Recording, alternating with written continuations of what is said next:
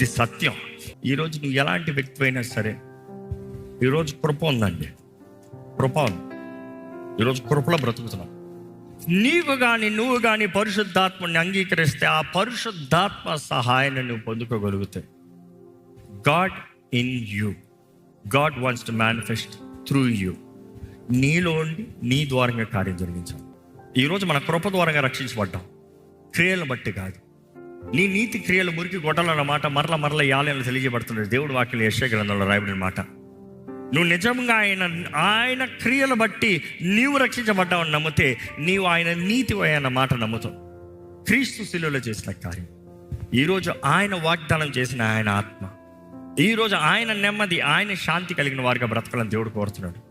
ఎక్కడ నిజంగా మీరు ఏ పరిస్థితుల్లో ఉన్నా, ఏ పోరాటంలో ఉన్నా, ఏ స్థితిగతులైనా నేను దేవుని స్తుతిస్తాను, ఆయన ఏమై ఉన్నాడో